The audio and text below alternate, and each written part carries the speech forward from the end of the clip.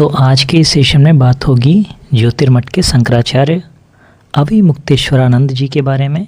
और दूसरा जो कुंडली डिस्कस होगा वो जगत गुरु रामभद्राचार्य जी पे बात होगा।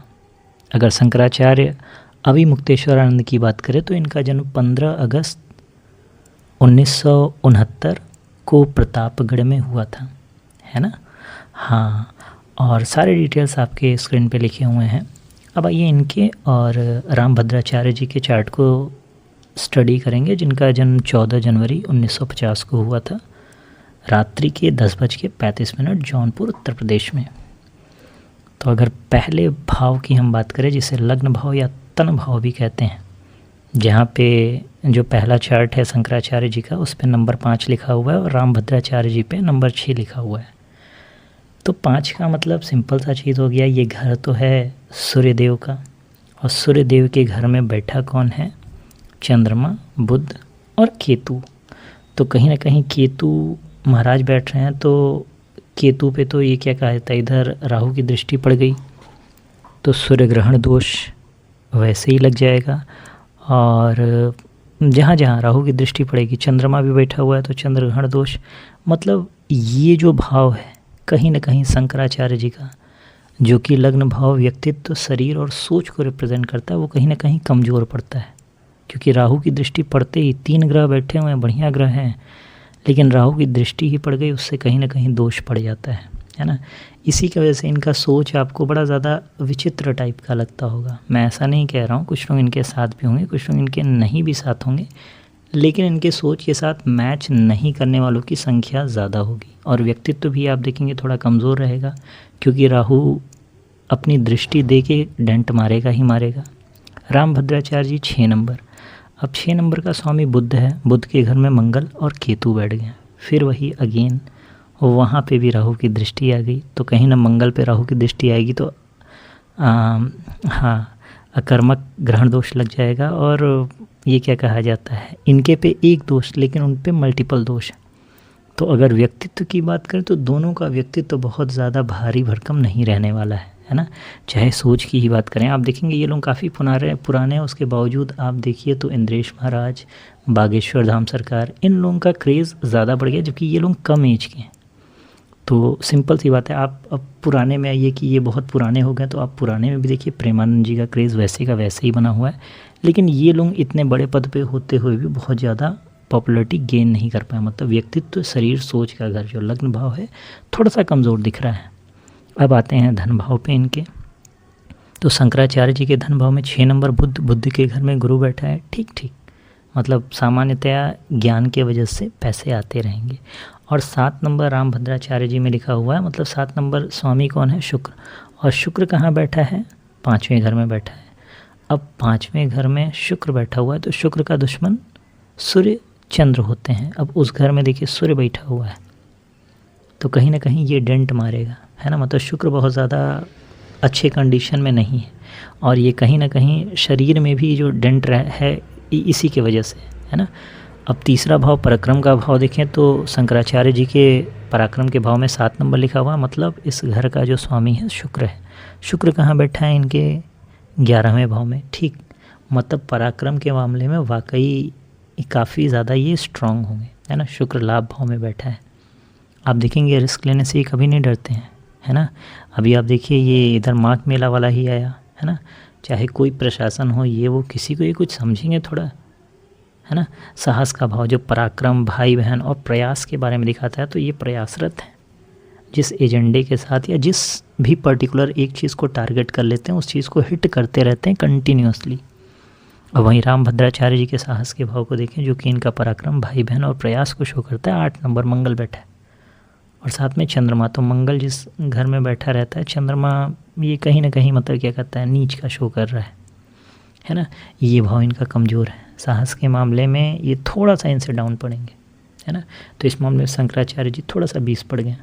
अब चौथा भाव जो कि सुख का भाव है, जिससे माता, घर, वाहन और सुख को देखा जाता है। 8 नंबर मंगल के घर में मंगल बैठा है, तो अगर सुख भाव देखा जाए तो ये अपने में मस्त रहने वाले बंदे हैं, है ना। बनारस से स्टडी किए हैं, सारा का सारा जो भी आध्यात्म का ज्ञान हुआ है ना, काशी में काफ़ी समय इन्होंने गुजारा है। तो अगर सुख भाव को देखा जाए तो ये अपने में सुखी रहते हैं, जो मन में आता है वो बोल देते हैं, अंदर कुछ नहीं रखते हैं, ये चीज़ इनके अंदर रहेगा। लेकिन वही रामभद्राचार्य जी की बात करें तो 9 नंबर बैठा हुआ है, मतलब गुरु, और गुरु वही बैठा हुआ है कहाँ पे, 5वें ज्ञान के भाव में बैठा हुआ। तो ज्ञानी तो ये बहुत अच्छे खासे होंगे, है ना।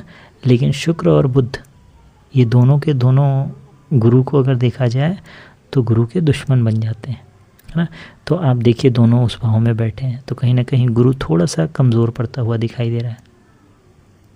तो इनके दुख का कारण इनका ज्ञान ही पड़ जाएगा। आप देखते हैं कभी कभार ये शो करते हैं कि मैं ज्ञानी हूँ, मेरे को संस्कृत इतने भाषाओं का ज्ञान है, बाकी किसी को क्या है तुम्हारे पास, ऐसी टाइप की भावना जो आती है ये इसी चीज़ की वजह से आती है। अब 5वां भाव संतान भाव को देखें, जिससे संतान, बुद्धि, प्रेम और शिक्षा की बात करी जाती है। तो शंकराचार्य जी में 9 नंबर गुरु है, और गुरु इनका बैठा कहाँ है, गुरु बैठा है धन के भाव में, और वो भी बुद्ध के साथ बैठा है, ठीक ठाक मतलब वो है ना।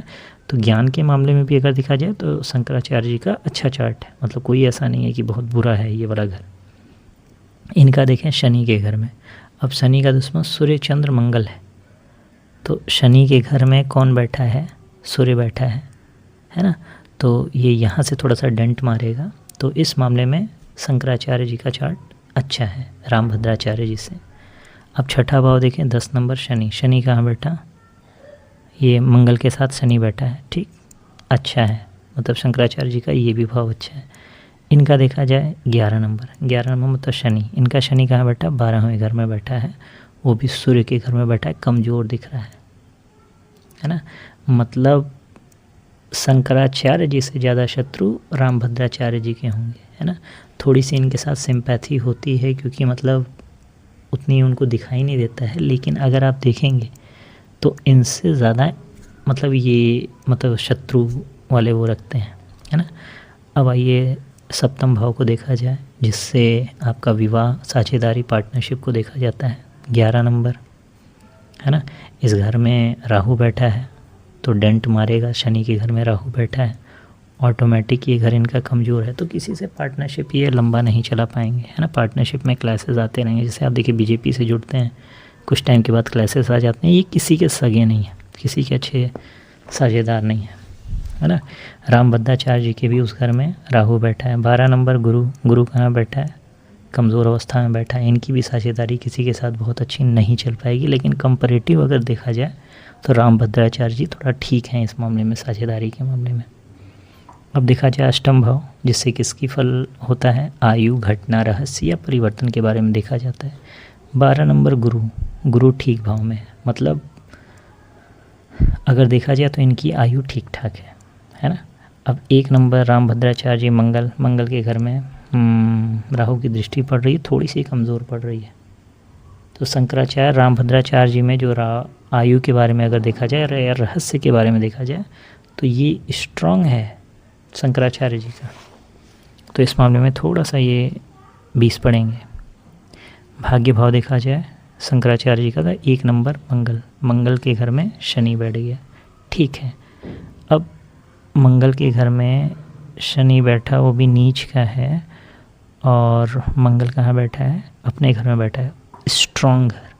भाग्य का सबसे ज़्यादा सपोर्ट मिलेगा शंकराचार्य जी को। 2 नंबर शुक्र, शुक्र कहाँ बैठा है, भाग्य तो संत अभिमुक्तेश्वरानंद जी के साथ ही है ना, इनका फेवर नहीं कर रहा है रामभद्राचार्य जी का। अब 10 नंबर बात करते हैं, जो शो करता है 10वां भाव कर्म, कैरियर, पब्लिक इमेज के बारे में। 2 नंबर शुक्र, शुक्र कहाँ बैठा है इनका, 11वें भाव में। इसका सपोर्ट इनको मिलना चाहिए। इधर कहाँ है रामभद्राचार्य जी का, 3 नंबर, मतलब बुध कहाँ बैठा, ज्ञान के भाव में बैठा है, ठीक ठीक ठीक ठीक। तो पब्लिक इमेज दोनों की बहुत स्ट्रांग तो नहीं दिख रही, लेकिन कंपैरेटिवली अगर देखा जाए तो शंकराचार्य अभिमुक्तेश्वरानंद की स्ट्रांग है, क्योंकि रामभद्राचार्य जी ऑल्दो वो मतलब किसी एक पर्टिकुलर ग्रुप के नहीं बन पा रहे हैं। अब आप देखिए शंकराचार्य जी का क्या है, मतलब जो राइट विंग है, राइट विंग के अलावा जो लेफ़्ट विंग है, मतलब जो पार्टी के हिसाब से आप देखिए कांग्रेस माइंडसेट वाले जो हैं वो इनके साथ रहते हैं, इनको कहते हैं हाँ भैया ठीक है, बहुत बढ़िया है। लेकिन इनके उस हिसाब से फॉलोवर्स नहीं आ पाएंगे। आप पेज जाके ज़रूर देख लीजिएगा, है ना, क्योंकि स्ट्रॉन्ग ये शंकराचार्य जी का दिख रहा है। तो अगर पेज लोग यूज़ करते होंगे तो आप देखिए फ़ैन फॉलोइंग किसकी ज़्यादा है। अब 11वां भाव, लाभ के भाव को देखें, 3 नंबर बुध के घर में शुक्र बैठा है, बहुत बढ़िया लाभ इनको आगे चल के मिलने वाला है। मतलब हो सकता है कि अगर गवर्नमेंट चेंज हो या फिर कोई ऐसा कंडीशन है जिसमें इनको एक अच्छा पद प्रतिष्ठा मिल सकता है। इनके घर में 4 नंबर चंद्रमा, कहाँ बैठा चंद्रमा, 8वें मंगल के घर में चंद्रमा बैठ गया, फेवरेबल नहीं है। मतलब लाभ अगर के भाव को देखा जाए तो अभिमुक्तेश्वरानंद का स्ट्रॉन्ग है। 12वां भाव मोक्ष का भाव देखा जाए, 4 नंबर चंद्रमा के घर में सूर्य बैठा है, इस मामले में भी अभिमुक्तेश्वरानंद विजयी पढ़ रहे हैं, थोड़ा 20 पढ़ रहे हैं। 5 नंबर में शनि, मतलब सूर्य के घर में शनि बैठ गया तो रामभद्राचार्य जी इतने से ही कमज़ोर थोड़े पड़ जाते हैं, है ना। तो ओवरऑल अगर चार्ट देखा जाए तो दोनों के चार्ट के एनालाइज मैंने कर दिया, कोई मैं अच्छा बुरा नहीं बताऊंगा। हाँ, एक चीज़, इस समय शंकराचार्य जी पे मतलब राहु की महादशा चल रही है और अंतर्दशा गुरु की चल रही है, तो कहीं ना कहीं मतलब क्या कहा जाता है ना कि इसको गुरु चांडाल दोष की अवस्था कहते हैं। और रामभद्राचार्य जी का भी यही चल रहा है, राहु की महादशा है और गुरु की अंतर्दशा है, तो गुरु चांडाल दोष दोनों लोगों पे लग रहा है। तो आलतू फालतू जो बोलने वाला स्टेटमेंट होता है ना, जो लोगों को रास नहीं आता है, अच्छा नहीं होता है, ये अपने समझ से बढ़िया के लिए ही बोलेंगे, लेकिन अगर ये पब्लिक डोमेन में जाएगी तो ये बहुत ज़्यादा लोगों को अच्छा नहीं लगेगा। तो ये वाली जो प्रॉब्लम हो रही है ये तो इसी की वजह से हो रही है। तो आपको कैसा लगा शंकराचार्य और रामभद्राचार्य जी का कंपैरेटिव चार्ट एनालिसिस? अगर उसमें कुछ ऊपर नीचे अगर आपको दिखता है तो आप कमेंट बॉक्स में ज़रूर लिखें। हर हर महादेव, राधे राधे।